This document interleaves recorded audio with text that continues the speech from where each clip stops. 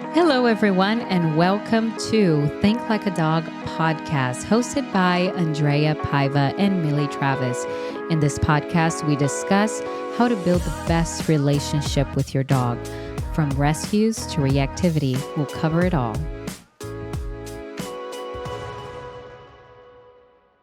Welcome back to Think Like a Dog podcast. And today is our third episode, and we're going to talk about training tools and their reputations. There's a lot to talk about on this episode. Boy, is there. But we are going to discuss the e-collar, but we're going to discuss that a little bit later on just because there is a lot to unpack there. But we're going to actually start talking about slip leads and power loops. That's the first thing. And the reason why we're going to talk about that in this order is because, the slip lead is such an important tool to introduce to your dog first. Leash pressure and release is so important to master with your dog before any other tool. Yep. And for us, that really made a difference with the slip lead and the power loop with our whole pack. It allows us to walk together as a pack. It allows us to be, really for my dogs to be next to me, for me to know that they are in my control and they know that I'm leading the way. Yep. Once we introduced that, it really changed our whole way of walking together because I've never used a slip lead before we met. And when you introduced that to us, that's when we were able to do all of these things together as a pack. So I didn't know you had never used a slip lead before. Never. I mean, I was a harness girl all the way. All my dogs. You went from prong previously to a harness. No, I mean, the prong I used, when I needed to with one of the dogs we were helping, but the harness was the only tool that I knew. I thought that was the only thing that could, help me walk my dog. And actually our perfect cane used to wear a harness all the time. And he's a great dog. People that follow us knows what a great temperament he has. Yeah. But when we took Kane out in the public, he looked like a monster on that harness. I mean, he used to drag me around. Not sweet candy. No, Kane. he's a powerful dog, and he never understood the harness. The harness for him was like, all right, I'm going. I don't need you here. Yeah. So he used to pull me around. Boy. We never used to be able to take him anywhere because he used to see dogs and people and get excited. He's not a dog that jumps on you, but he does want to sniff you, and he just goes. Yeah. And people used to be terrified of Kane. It was terrible, but I mean, that's probably speaks more to, his breed and people's perception of pit bulls. But at the same time, it is one of those things where, it's one thing if a pit bull is walking up to you calmly, or any dog is walking up to you calmly, versus a dog who is all the way at the end of their leash and clearly not in control by their owners. Yeah.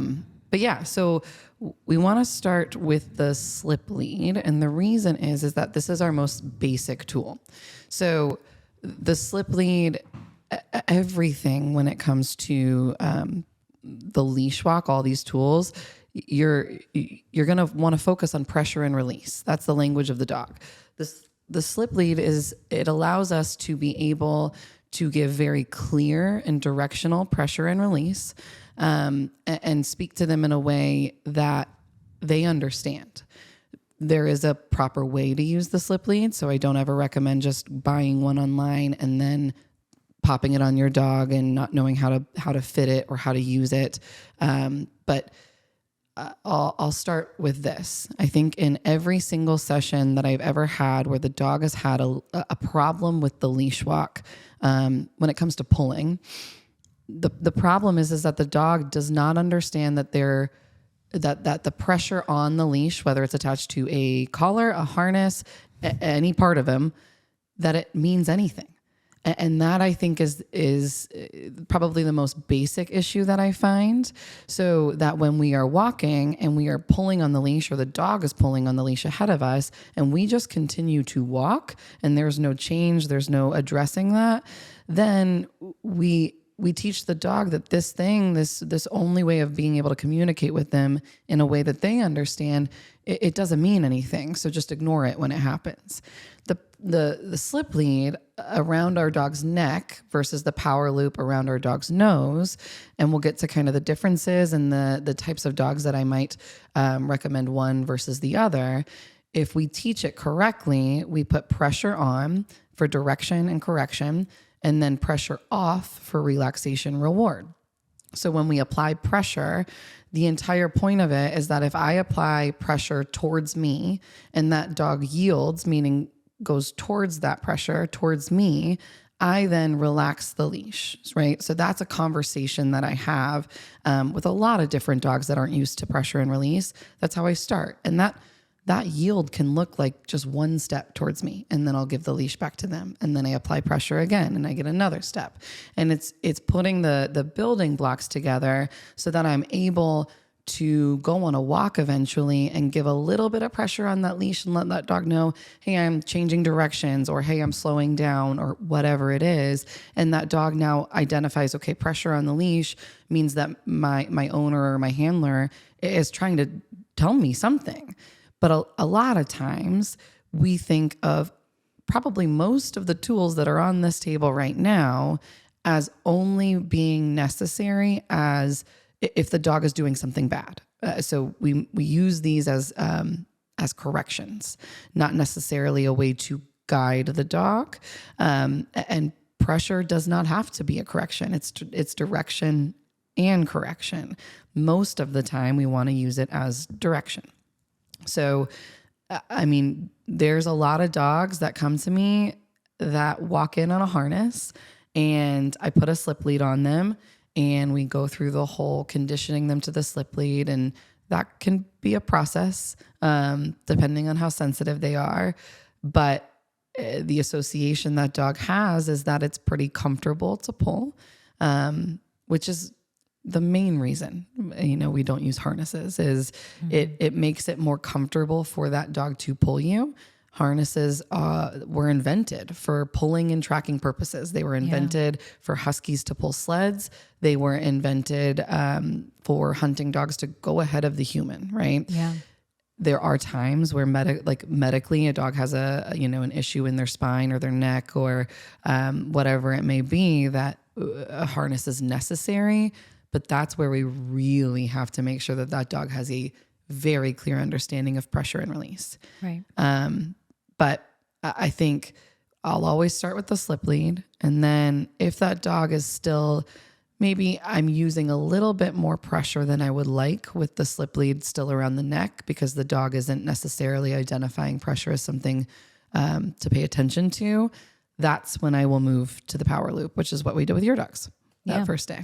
And I mean, once we introduced the power loop to them, and with, doing the slip lead with the power loop, that's when we were able to really take them out, and I feel comfortable, and they understand where they need to be when we're out in public.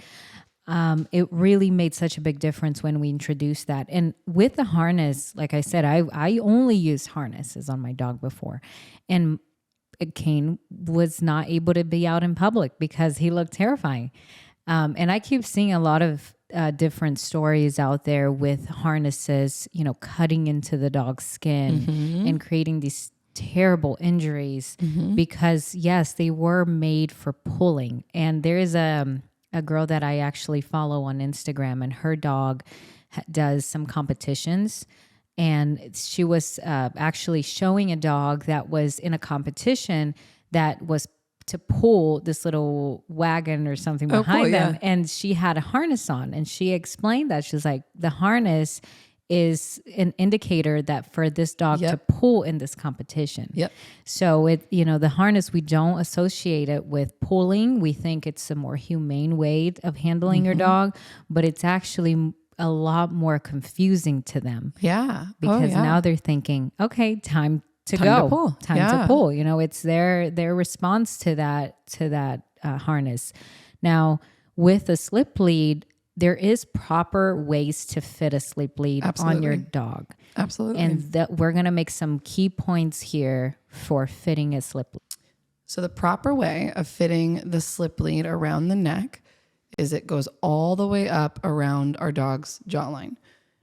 you want it right behind their ears. So the closer to the nose that we get from in the dog, the more sensitive that they are to pressure, and the further down the dog's body that we get, the least sensitive that they are to pressure, which is why another reason why harnesses tend to not work.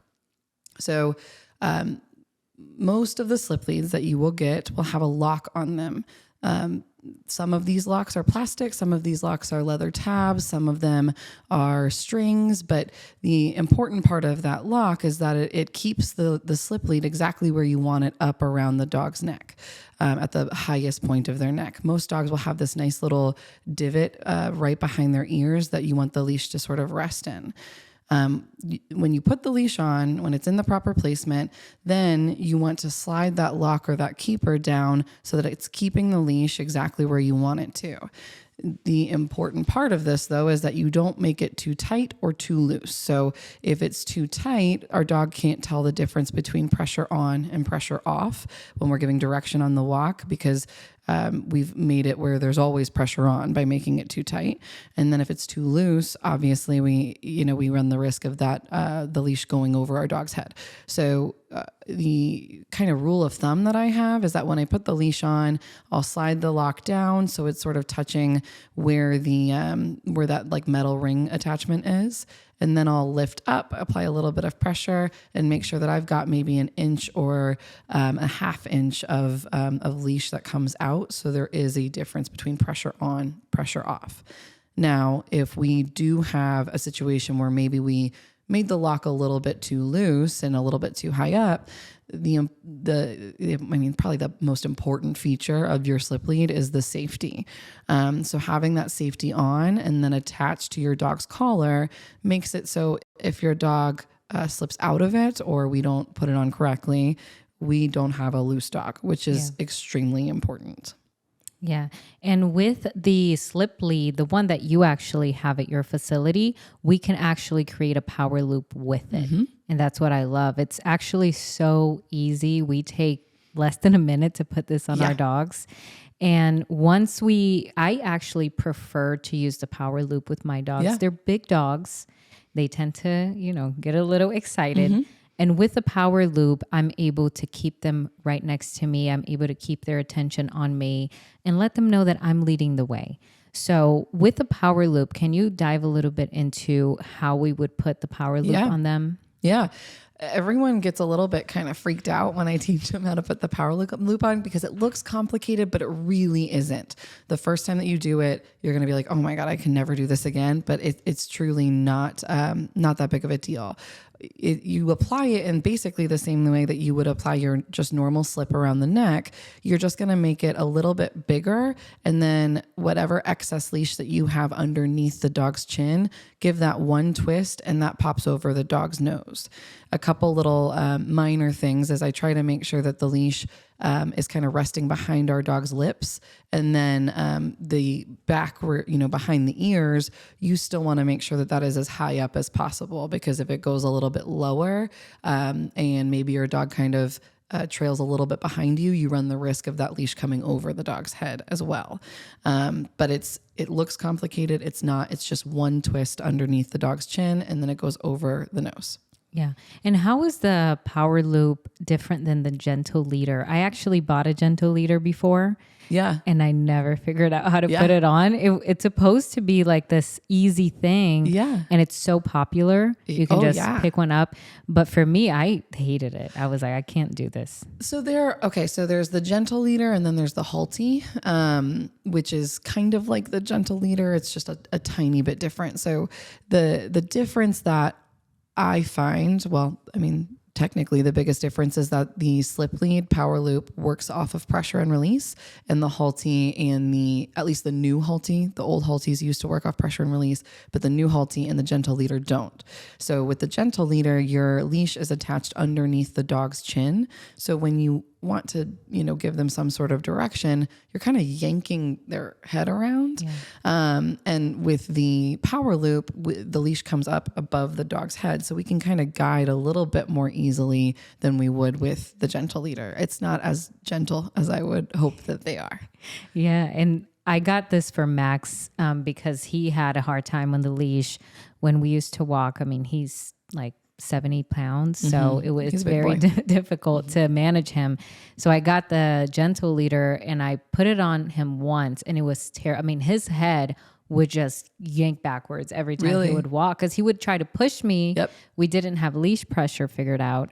And then I introduced the gentle leader, which just caused him to just keep turning his head backwards really aggressively when he was pulling me. It's kind of like that front clip harness. It's the same thing. And they kind of are walking with their head turned back, or especially if it's sudden leash pressure, that has to be crazy uncomfortable when it's coming from underneath the chin. But there are some dogs who that works beautiful for. I mean, they understand the pressure of the in release, and there really isn't a lot of pressure needed using the gentle leader. So it really, no matter what tool we go through today, even if it's a harness, I mean, I don't use harnesses at all. Like I said, except for medical issues, but even if your dog walks beautifully next to you and you have the kind of walk that you want and the behavior and the relationship that you want with your dog, use whatever tools. I mean, if the tool works for you and you're using it in a way that's fair, I'm never, ever going to judge what works.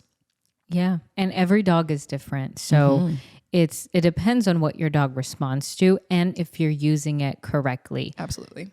With harnesses, I always use harnesses. I mean, that's the only thing that I purchased, like I said. So with my dogs, it didn't work for them. Like they don't understand what a harness is. It just means pulling for them. It means go. It doesn't mean stay next to me and let me lead. Yeah. So that didn't work for us. But when we introduced the slip lead and the power loop, now we can walk as a pack together and do so many more things. So it's so interesting when you figure out different ways to communicate with your dog and how that can help your dog have more freedom, be able to go out to different places, and you feel confident and calm that you have control of your dog. And I've mentioned this too, with the harness, if your dog is a dog like Kane, he's very strong.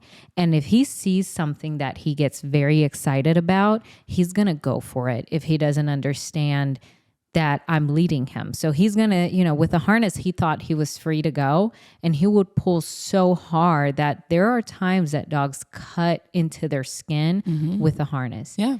So it's not the tool didn't work for us. It can work for some people, but also I used to do the harness with a retractable leash. Yeah. That is one of my favorite, actually, and we'll get to this in a second. I think my favorite combination, and this is me being sarcastic, but the combination that makes the least amount of sense to me is a prong collar with a retractable leash, but we'll get to prongs in a second. But yeah, I mean, harnesses are made for pulling and tracking. I mean, they're made for the dog to go ahead of the human. They are made for it to be as extremely as most comfortable as possible for that dog to pull you.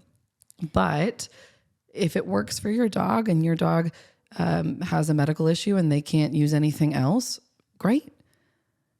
Yeah, that's fine. I mean, if it works, I'm never going to knock it. I mean, there are some dogs that have to use them, but you have to be extremely thorough when teaching pressure and release if you are going to rely on a harness, especially for a large breed dog. Now, retractable leash and a harness, I mean, or a flexi lead as they're called too, they can cause some severe rope burns. And it sort of goes against the entire point of a structured walk, which is your dog walking next to you. Yeah. And you see it all the time. Owners with their dogs walking around and the dog is like feet in front of them and they're all the way back.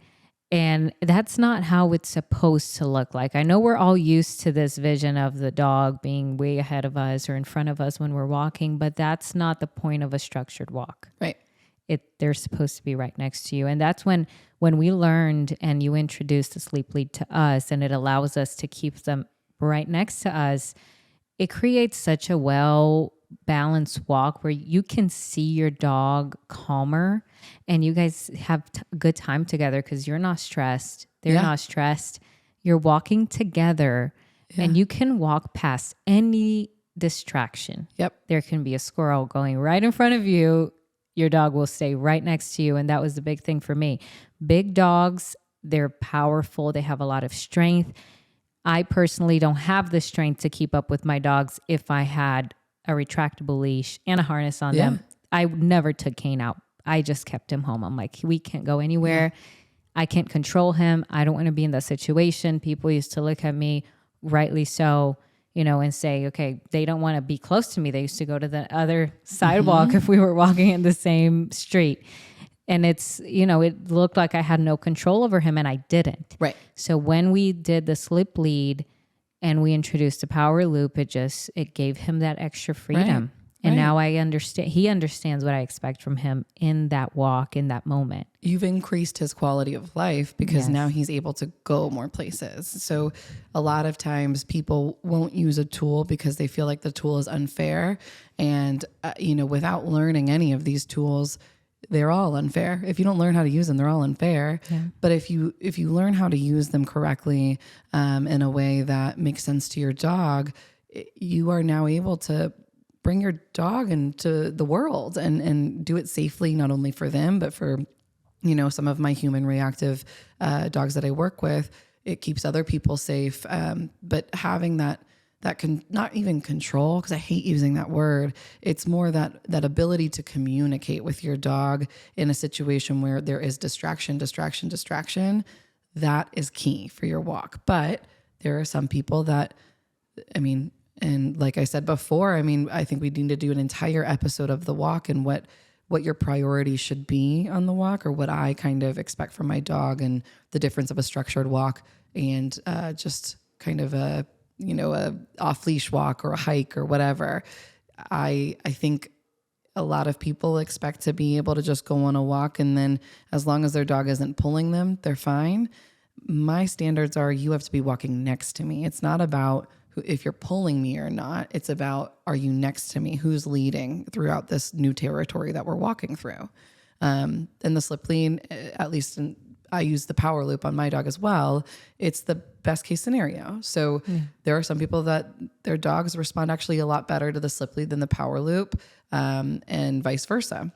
You know, there's plenty of dogs that I work with that do very, very well on just the slip around the neck. They're very sensitive to pressure. They understand that pressure. And we don't ever, there's no need to switch tools because that tool works for them. Yeah. Sometimes when I'm conditioning to the slip lead for the first time, I'll notice, okay, we're still struggling a little bit with pressure. And my goal for any of these tools is to use the least amount of pressure possible. That is my goal. Pressure on, direction correction, pressure off, relaxation reward. But I still want to be able to use the least amount. So most of the time I'll hold the leash with like 2 fingers and just gently pull. And I want my dog to respond to that. But that's not always the case. It's just not. So then I condition to the power loop, which is a whole process. It's a whole process to get the dog conditioned. Some dogs conditioned to the power loop. Some dogs, you can just pop it right on and they're fine. Yeah. I had a session the other day that I just on the walk, I'm like, well, let me see if we have a fit in the middle of the street. We do. But we were fine after 2 seconds. But the power loop helps keep the pressure light. It also acts on this calming pressure point that the dog has on the bridge of their nose that mom, when they're puppies, will use to sort of cup and release to correct the puppies. And that's pressure on, pressure off. So it's very instinctual for them.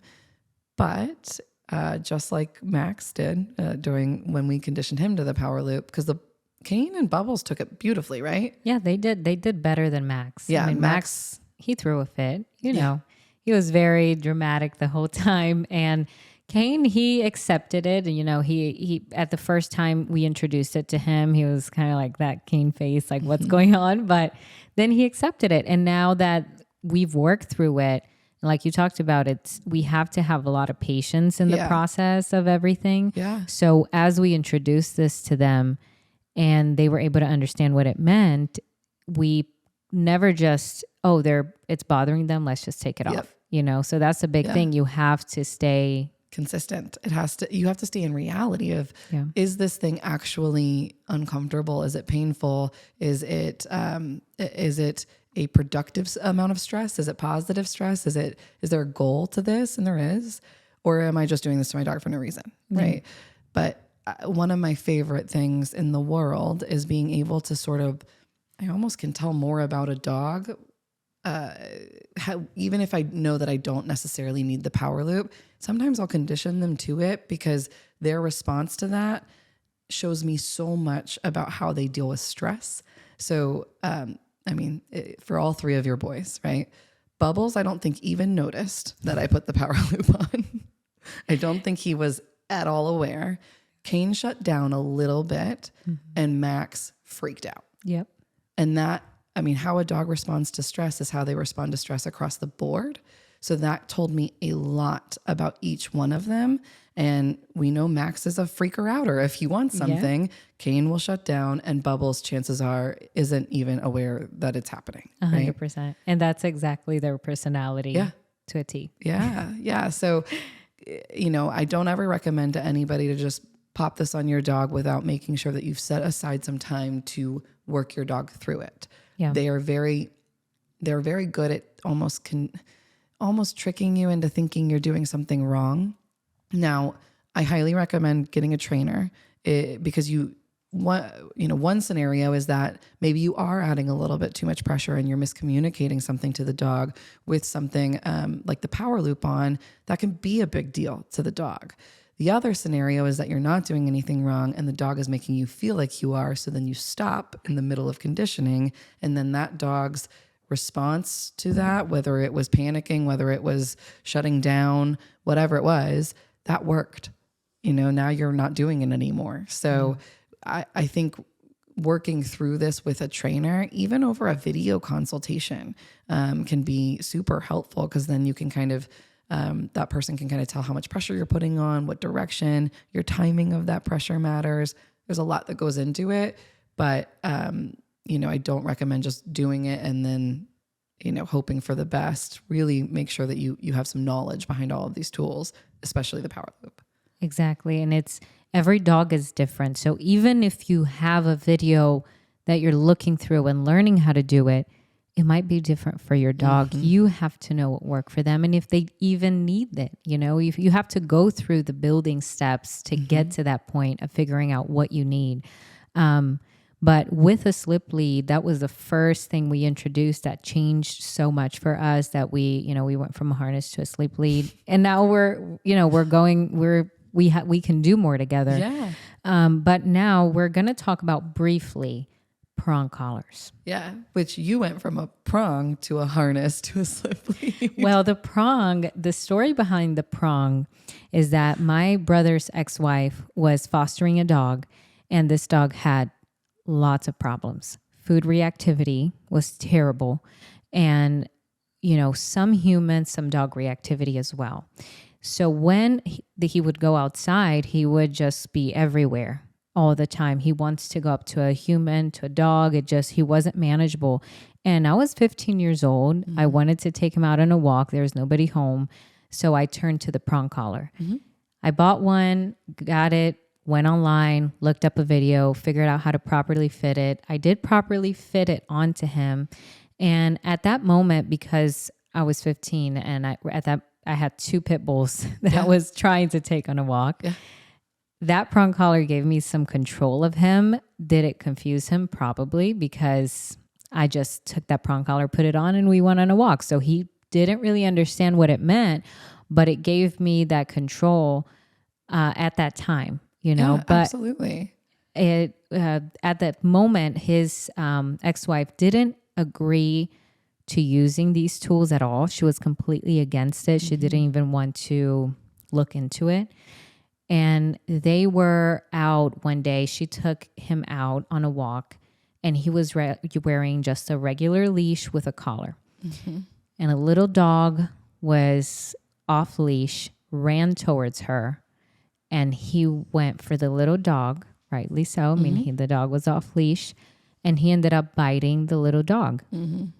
For that reason, exactly for that reason, the prong then worked for you. The prong then gave that dog a better quality of life versus, just walking on the collar or the regular flat collar and the leash, because that dog got to go out and do things and then not feel so nervous, right? Nervous enough to either go for another dog, which in that situation, it wasn't his fault, but that gave him the ability to go out for a walk safely. So then the prong worked. Now, for me, I don't have a ton of experience working with prongs, so I hate to say too much about them, because I hate to also say I've never needed to use one, because there are times where probably I can think of the dogs that I know that I've recommended the prong for, but it's not even about needed to use them. It's just not my preferred tool. My preferred tool is the slip lead and the power loop. But times where somebody will walk into the center with their dog on a prong, and even if they're using it correctly, there are times where I will say, okay, maybe I want to take the prong off and transition to a slip. There are other times where I will say, if it works for you, I'm happy. But most of the time that people come to me, they're still having some sort of problem. And if it's on the walk and you're using a prong, to me, we missed a step, right? Then we don't understand, the dog doesn't understand pressure and release. And if they don't understand it on a prong, they're not going to understand it. We got to go back to basics here. The other reason that I really, to me, prongs, you can't guide. You have to correct. And I want to make sure that I can provide a good amount of direction to my dog. And I feel like all I can do with the prong, at least from me, this is my feeling on it. And until I learn more, it's just not a tool I'll really use. But I always feel like I'm just kind of waiting for the dog to do something, and then I pop the leash and then I tell the dog no. But with the slip lead, I'm able to build that connection and tell them, hey, this is why, right? Yeah. Because I've got your back. It's not necessarily just a correction. It's guidance for them. You know, the one time, like I said, if a dog comes in on a prong and they're still having behavioral issues on the walk, most of the time the prong is, they're walking beautifully next to the human, but they're still kind of blowing up at other dogs, let's say. It's because that prong represents a bite, and it almost will agitate them and send them forward a little bit more. But there are plenty of cases where it doesn't. It works beautifully. So to me, my preferred tool is the slip. Prongs are great. I just don't feel like my intention when I use them is in the right place. Mm-hmm. The only time where I really do suggest to use them is when I have a very forward and happy-go-lucky, confident dog, because I don't want that prong to be such a big correction for an insecure, reactive dog. So a happy-go-lucky, confident dog, I'll put the prong on, and I will, I can kind of be able to control them a little bit more.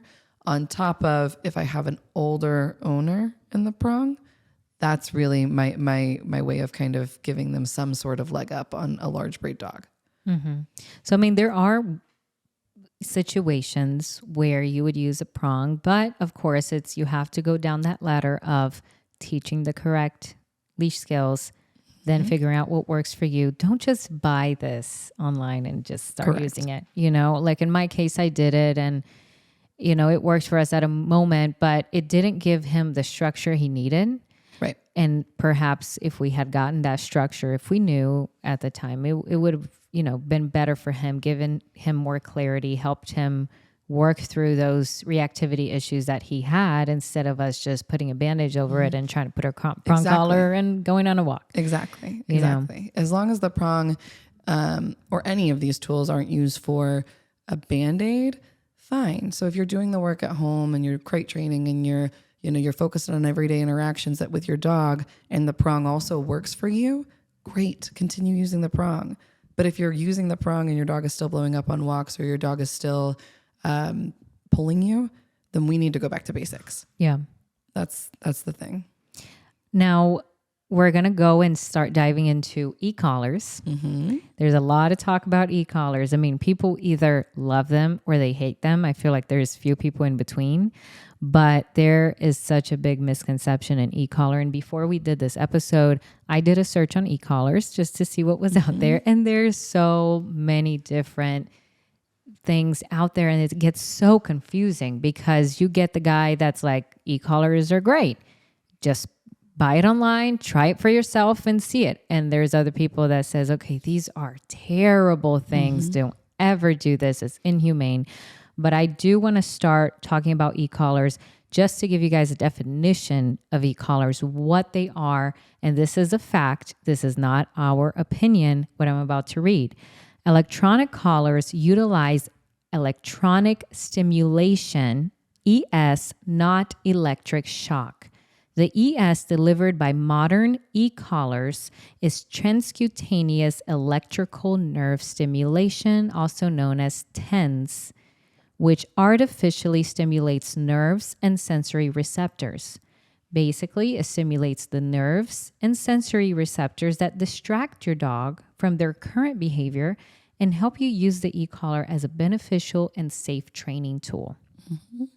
So the e-collar for us, when I first introduced the e-collar to my dogs, it was because when we had Max, he was an excessive barker. I mean, he barked at me for everything, and he would just sit there and bark. Like we talked about, he's a dramatic little, fluffy dog. He's got opinions. Yeah. Big opinions. Mm-hmm. And he thought, let me bark and I'll get what I want. So every time I would sit and eat something, he wanted what was in my hand. Every time that I would be standing and there was a toy near me and he wanted that toy, he would bark at me consistently. So I thought, you get up and get it? Oh, Max. He's that guy. So I thought, I need an e-collar. Yeah. So I went on Amazon, purchased the e-collar, and I fitted on Max, looked up a video that showed me how to fit the e-collar. And I was like, okay, the vibrate button is way better than the shock button. Mm-hmm. I thought it was a shock at the time. So I only used the vibrate. Every time he would bark, I would vibrate and say, no, Max. And I thought the vibration is fine. It's like my phone. It vibrates. Mm-hmm. What's wrong with it? Mm-hmm. So we used that for Max. And every time I would press the vibrate, he would just look around him like, what just happened? Yeah. He would stop barking, but he would look so confused. Yeah. Yeah. And then with Bubbles, I used it because I would let him out in the yard. We have a completely fenced yard.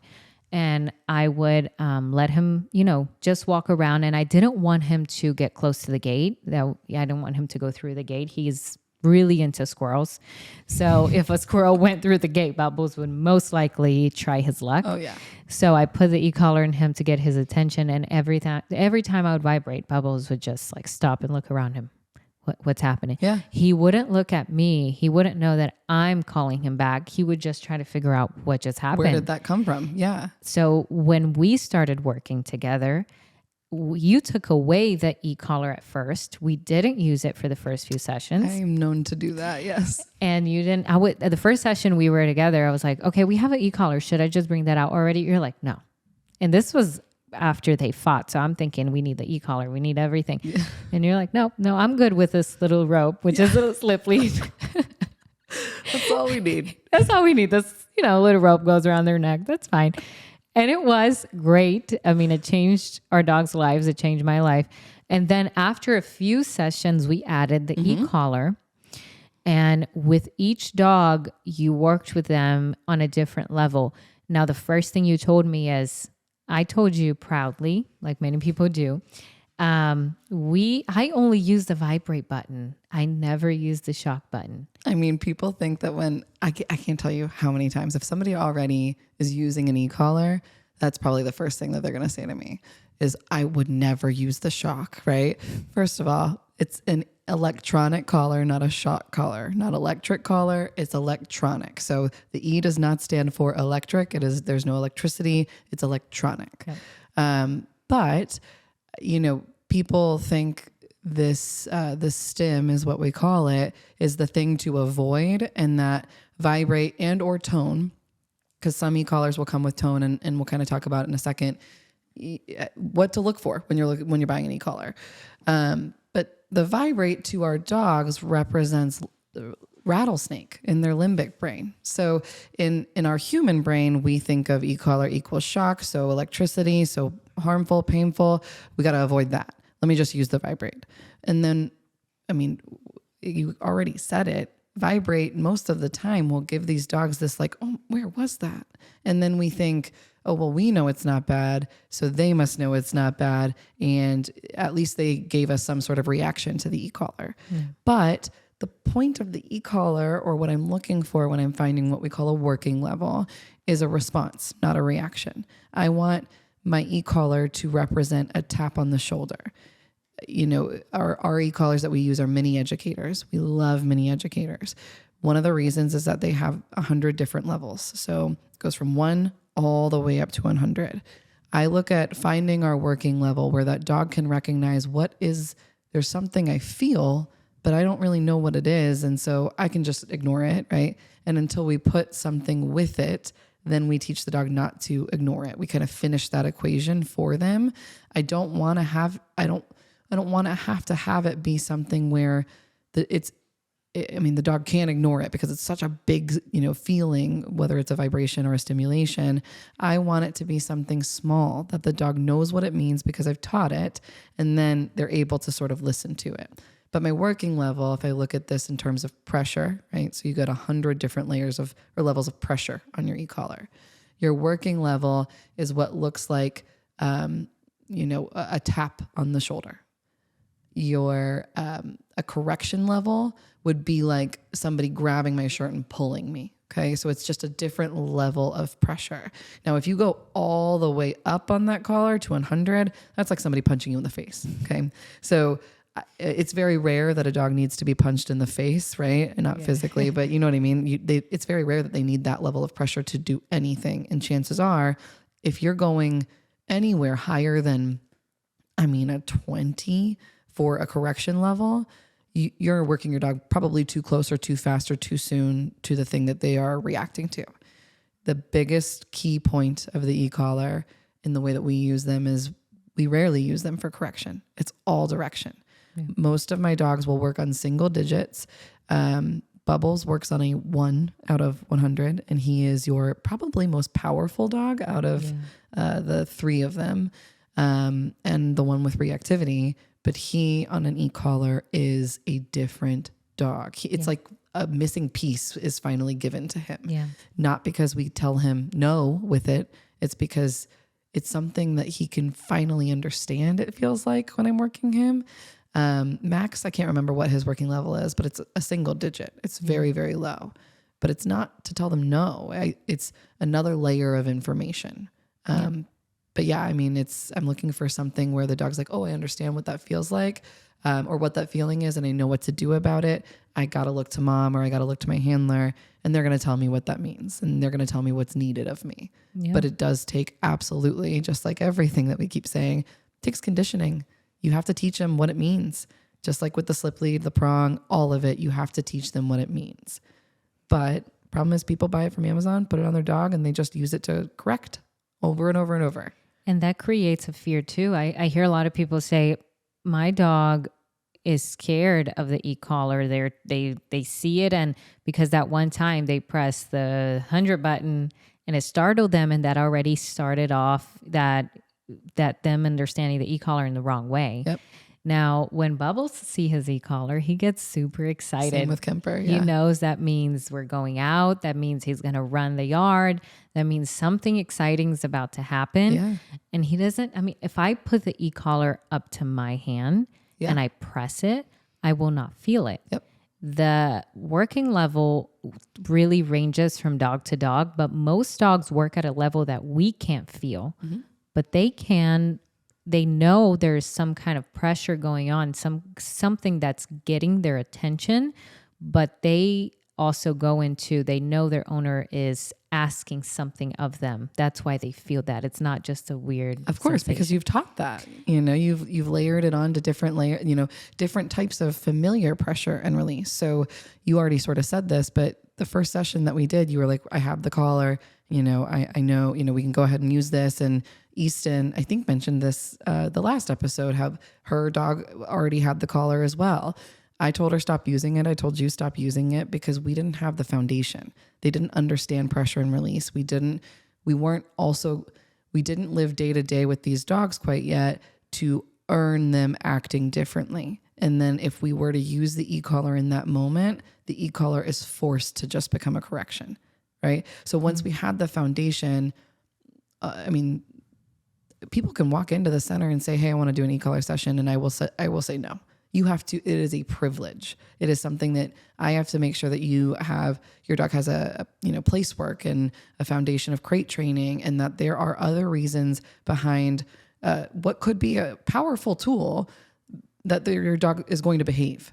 I want this to be like an added extra layer of freedom. So for Kemper, he gets that dog is amped when I bring out his e-collar. I'm actually having to work on calming him down before I apply it, because for him, that e-collar means day camp. That e-collar means we're going out on a walk and we're doing a training session. That e-collar means off leash work, whatever it is. But it's given him so much more freedom. One, because I've taught it correctly.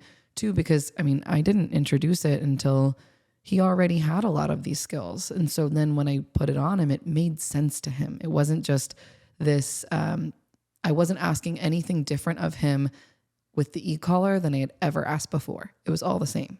Yeah. Now, how would you properly fit an e-collar? We're going to show this also. Yeah. Yeah. So you want the e-collar high up around the neck as well. The problem that most people have is that they don't tighten it enough. I cannot tell you how many times that people have walked in and they're like, I've got a prong collar, I've got an e-collar, and they're all the way down on the bottom of the neck, and they are like jewelry. They're hanging like necklaces, right? So your e-collar, the whole point is that the contact points need to be able to touch the skin.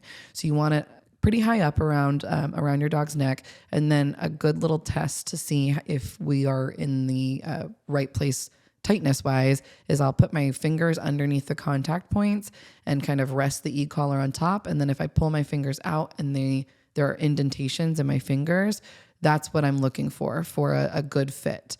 For longer haired dogs, they make additions like wings contact points that can kind of cut through all the hair.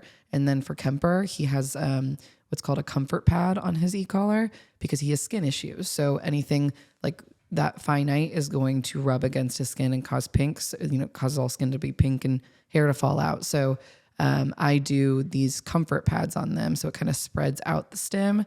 And when it's rubbing so much, it's not causing such a big skin irritation. So there are absolutely, if your dog has sensitive skin, super short hair, super long hair, there are a bunch of different attachments that you can get to the collar that can help. Yeah. Now, if you're looking for a trainer, find one that teaches you pressure and release first, and then overlays it with an e-collar if your dog needs it. Yep. That's so important, because if you are using the e-collar right now and you're still experiencing issues with your dog and it hasn't been introduced properly, you need to back away from that and go back to the basics. Yeah. Pressure and release, my dogs would have never understood what an e-collar meant if Millie didn't work with them with pressure and release first and then add on the e-collar. So now they love their e-collar. They're fine with it. They don't realize they even have it on. Yep. And it's giving me the attention that I want from them at the moment that I use it. Yeah. Yeah. I think going back to, yes, what you said, and then also what we kind of talked about in the last episode of, you don't want a trainer who is going to treat your dog like that they would treat every single dog. Like this recipe-based trainer of, I use an e-collar for every single dog, a prong collar for every single dog the first time that they walk in here. Because why? Your dog is, of course, going to act the same because they're being given the same information, and you're setting up the prong and the e-collar specifically to be used as a correction, because why would your dog behave any differently when nothing else has changed? You've just now amped it up in the correction level. So most of the time, trainers like that are going to, for example, for recall, for calling my dog when he comes back to me. The first time that I am working on that with an e-collar, let's say it's Kemper, I'm saying, Kemper, come. I layer on top of my e-collar at his working level. At the same time that I say, Kemper, come, I apply leash pressure and e-collar pressure until he is committed to coming back to me. A lot of trainers in that same example will say, Kemper, come, wait for him to not come, and then press the collar. In that moment, the collar is a correction for not coming back to me. I want the collar to be another layer of pressure, right? So an addition of, okay, there's leash pressure being pulled towards me. I'm using leash pressure to pull him towards me on top of e-collar pressure. And then eventually we went to Florida this January. Weird time to go to Florida, I know. But when we were on the beach, he was very used to that e-collar pressure, meaning the same thing as the leash. So then I was able to take that layer of the leash pressure off and just use the e-collar. That's your end goal. There is another training tool that we don't have on this table right now, which is food. Oh yeah. Oh yeah. I mean, uh, same thing with people coming to me saying that they would never, or they've only used the vibration. Almost every time I do a walking session, people are like, okay, I've got treats. And I'm like, we don't need those for the walk. I don't use a lot of food.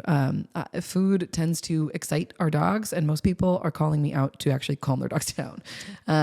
But the one time I will use food is for recall. So food will motivate my dog. I use it as a way to kind of build drive.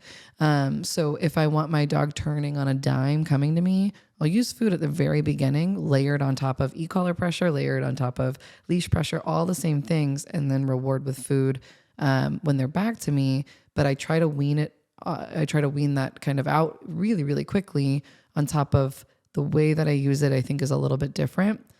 I make sure the Monks of Newski, it was my first workshop that I ever went to. That's where I originally learned a lot of collar from. But they said with food, make sure that you are not a vending machine, you're a slot machine. And I loved that. I loved that. You don't want to just boom every single time. Here's food, here's food, here's food. It's always kind of random when I give Kemper food when he comes back to me. And there are some times where I'll still add it in. Maybe once a month, I'll kind of take him to a new place and make sure that I've got a couple of his own kibbles. But I don't use food for place. I don't use food for the leash walk because I want everything to be because of our relationship. In order to teach recall, I don't need food. Sometimes it helps, but I don't need it. Yeah. And a lot of what you always tell us is you want to work with neutrality. You want everything to be neutral and calm. Mm-hmm. There is no excitement going on. You don't need to excite your dog to get a response from them. Yeah. You actually want to show them everything's supposed to be chill. I mean, chill. I don't know of a session that I can't think of any time where people have ever called me out and they want their dog to be more excited. I mean, actually, no, I can think of one, but that was a dog who was kind of shut down and she was just adopted. But other than that, people call me out because they want a calmer dog. And then they use all this food and all this talking and all of this excitement, and they wonder why their dog isn't calm. And then they'll buy an e-collar and use it to correct. But it's a situation most of the time that we've accidentally created inadvertently and unknowingly. But if I want calm, I need to teach calm. I need to practice calm. I need to build calm. And I don't use food to reward calm. Yeah. Now there's another type of training that we utilize a lot with your training is body language and spatial pressure. Yep. Now with going back to Max, we actually, with his barking problem, I tried the e-collar. Yes, that gave me a reaction with a vibration that's not correct. You know, it didn't really work on his problem. He didn't understand what I wanted from him. But what Max actually needed was body language and spatial pressure. Yep. And when we started to use that, he understood, this is my space. You cannot come in here unless I invite you to. And every time that we were working on this, when he would be in our kitchen or around us when we're eating, I would put his place board nearby, and I would use this body language and spatial pressure to show him that's where you need to be. Yep. And that helped him so much, just me showing him my body language and spatial pressure. Isn't that the point though? Right? Yeah. You are the ultimate tool. You are the reason that your dog listens. I want you to be the reason that your dog gives you eye contact, not because you have food in your hand, but because you're you. I want you to be able to walk down the street with your dog calmly following, not because you're going to blast him on an e-collar, you've got food in your hand, but because you're you. I mean, you are the reason, you should be the reason for it all. You are the ultimate training tool. People overthink it, and we pick up an e-collar at the store, we pick up a prong collar and all of this stuff, and we get a little complicated. And dogs are very simple creatures. You provide them information, you provide leadership, they will follow. We don't have to complicate it that much. Do these tools sometimes make it easier? Absolutely. But when I walk we'll talk about spatial pressure. Like when I walk towards Kemper, or Bubbles, or Max. Kane struggles with spatial pressure. We're working on it. Kane thinks that it's my job to walk over him, right? Or walk around him, yield to his spatial pressure. And that is something that we work on with him when he's at day camp with us of, if I'm walking towards you, it's your job to move out of the way. And I do that all the time. In a pack of dogs, there's 15 dogs playing. I will walk through them because I want to make sure that they are very aware of where I am at all times. But let's say a dog tries to come off of place. I want to be able to eventually just kind of look at them and they go back to place. But the way that starts is I start doing that by using a leash and putting them back on place and layering on spatial pressure. So squaring up with them, walking into them, almost acting like kind of a border collie, herding them back into place. And then over time, just like we talked about with the e-collar, I take away the layer of the leash. So then my spatial pressure then becomes the thing that kind of they are listening to. And then over time, I have to use less and less spatial pressure. So even in that moment, pressure on is when I'm facing my dog, moving into them. Pressure off is relaxation reward. So that's how they can kind of tell when they're doing something right or wrong. Now, I get this question a lot, and it could be something that that people just kind of think of, I don't want my dog to just always back away from me when I'm walking towards them. And my response to that is, I want your dog to read the room. If I'm walking towards my dog, like hand out, like all like happy, talking in an excited voice, I want my dog to know that that means, yes, you can stay there or come into me. But if I'm walking towards my dog with direct eye contact, my shoulders are back, my chin's up, my chest is out, and I am moving into them, I want them to look up at me and sit down, all without words. And that's how they communicate. I mean, that's a lot of times people come to me and they say, my two dogs fought and there was no warning. There's always a warning. There is most of the time they're communicating with spatial pressure or psychological pressure, like that eye contact. And we just don't think about it as a way of communicating. Body language is so important for us, and we forget that. We try to use our words so much on our daily life. We forget to be quiet and let our body language do the talking. You walk into a room, you can be, super excited and saying all the right things. But if your body language is off, nobody's going to take you serious. Yeah. And when I walk into the room with my dogs right now, because we have, so many different personalities into one room. Yeah. And when I walk in, I try to be as quiet as possible. I don't say a word. I point to the crate. They know what that means. Whoever's loose goes in the crate. Then I loose the other dog out and I don't say anything and I just walk out and there is not one bark. There's no issues. It's completely quiet and an easy transition. Because you're influencing the energy. Yeah. You're starting the quiet. That's one of my favorite challenges. And whoever's listening, I challenge you, go 24 hours without saying a word to your dog, without saying one word. And you will be astonished how much easier they understand you. By using, spatial pressure, eye contact, all of this stuff. And you don't need as much words as you think that you do. The more you say, the less they understand anyway. But go 24 hours, don't say a word to your dog and see how much your relationship changes and how clear things are to your dog. It's incredible. It is. And with your body language, it also plays into how much of a leader you are. The first time you taught us how to walk our dogs and with a sleep lead, you said shoulders back, you have to be straight, chin up.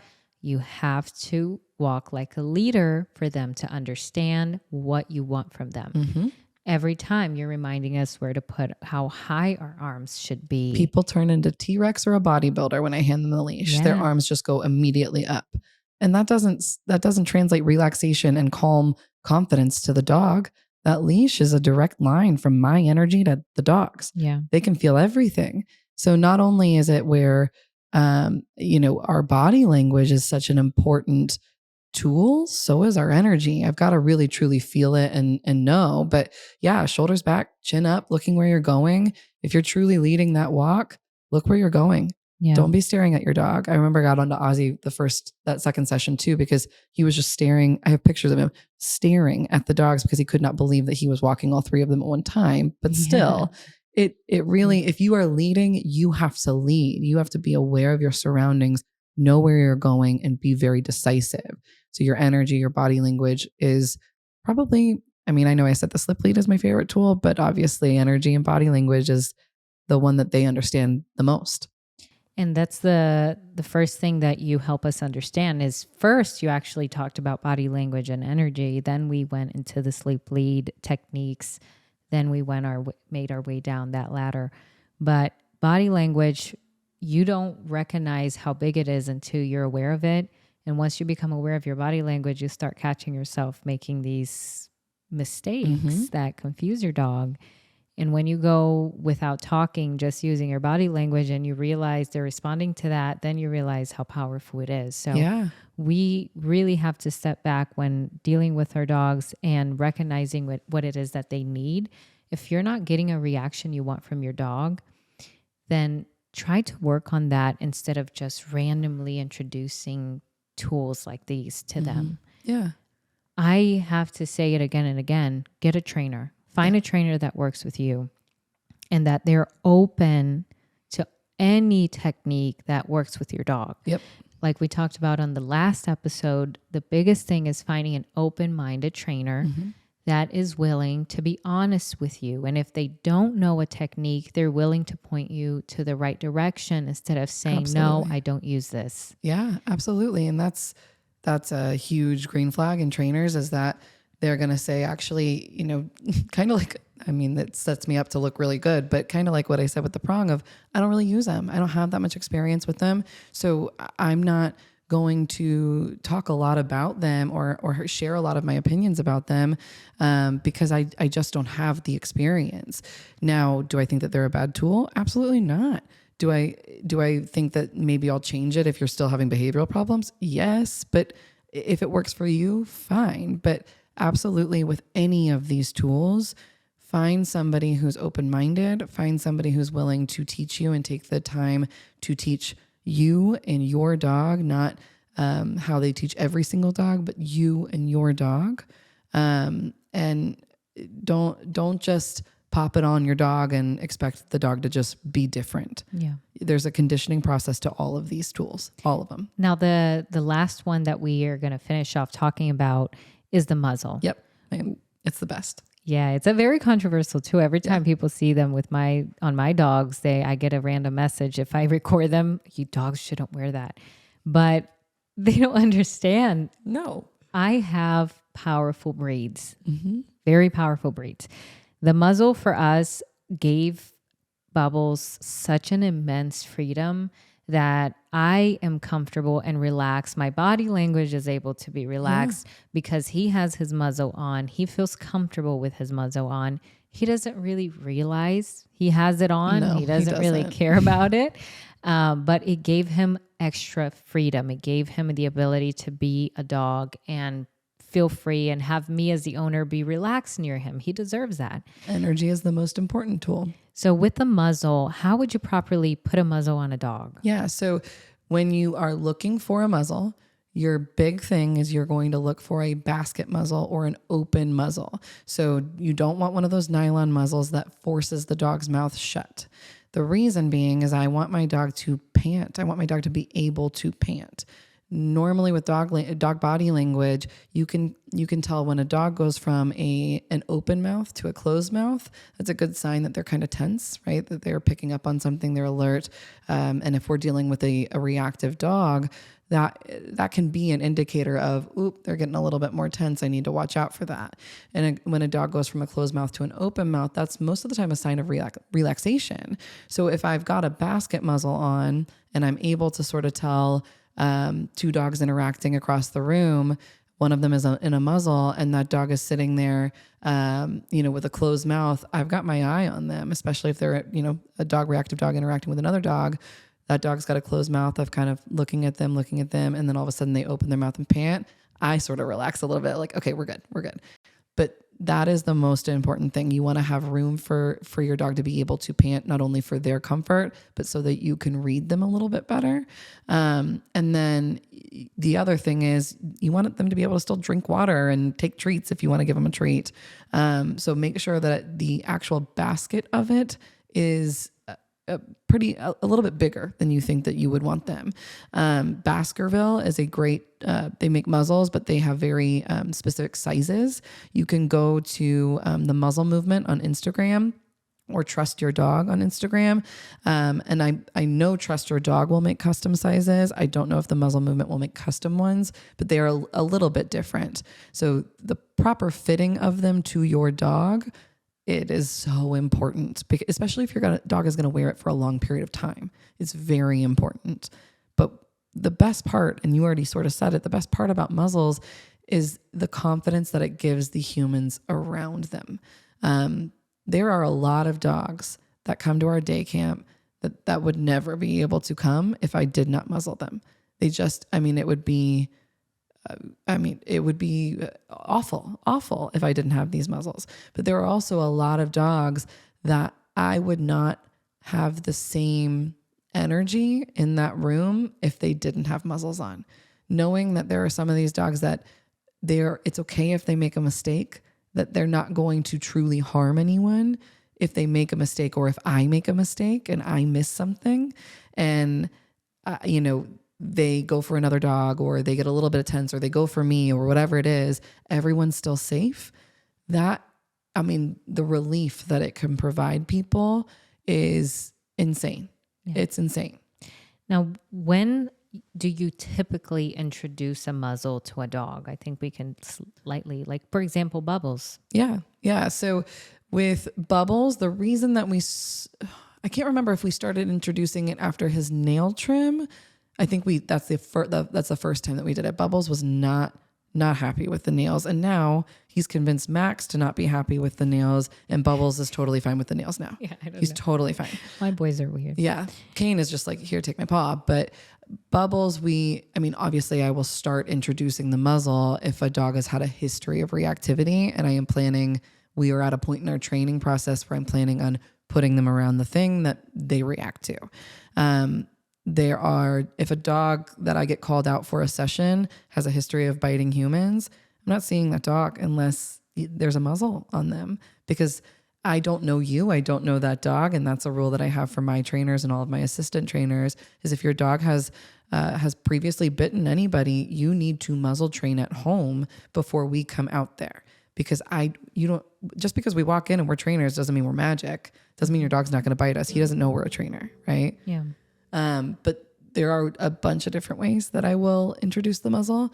The Muzzle Up Project, if you go to their website, they have a step-by-step kind of plan that you can use to start introducing and conditioning the muzzle.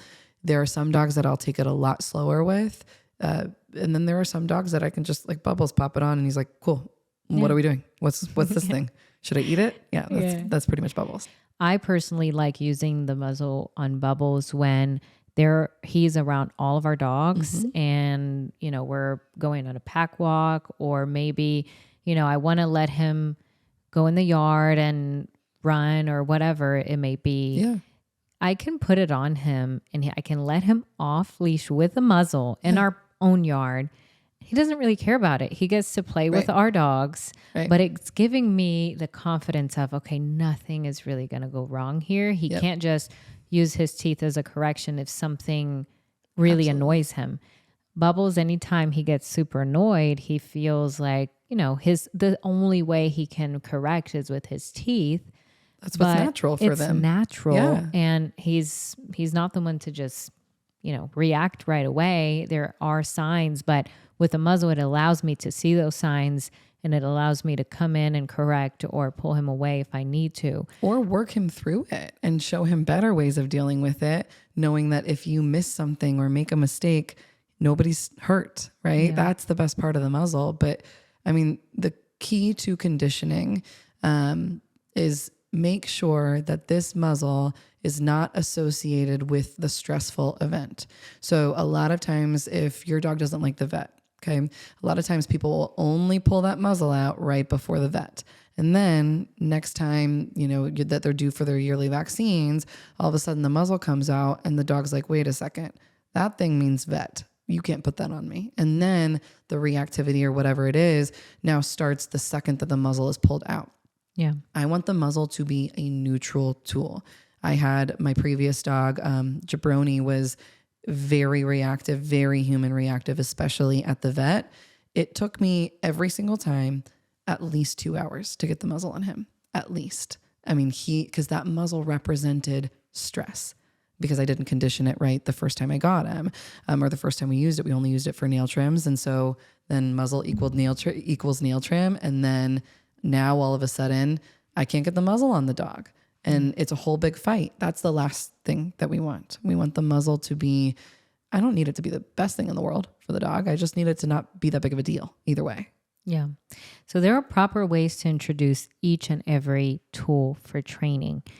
Obviously, working with a trainer is going to allow you to know what your dog does need and what's really going to work. Mm-hmm. But it's all about being able to understand how to introduce these in a step that's going to allow them to understand what each of these tools mean. So try to understand what your dog needs. And if you're using something right now that's not working out, step back. Yep. Don't be afraid. Go back to basics. Yeah. Go back to basics. So we really covered a lot today, and we're going to make sure that we leave our email that you guys can send questions to. We're really open. Please ask us questions because there's a lot of stuff and minutia stuff with all of these tools that, maybe I said something and you're kind of picturing it a different way. Please reach out, ask questions. We want to know. Yes. Our email is at the end of the episode. And for next episode, we are going to talk about the common themes in dog ownership and dog training. What a typical first session looks like. First session is a big session. Mm-hmm. It really is. It's a big session. It helps you just really spins your mind because you figure out, what have you been doing that's not helping your dog understand. Not uncommon for there to be tears in the first session. Not from me. That would be weird. People wouldn't hire me again. But so next episode, we are going to talk about all these things, and we're going to dive into what you may be doing that's confusing your dog, and that's also causing your relationship with your dog to not grow as it could grow. Yep. What's getting lost in translation. Exactly. So join us on the next episode. Thank you so much for tuning in, and until next time. Bye. Make sure to follow us on Instagram at Think Like a Dog Podcast and follow at Mirror Image Canine for training tips. If you have any questions, please reach out to us via email at info@thinklikeadogpodcast.com.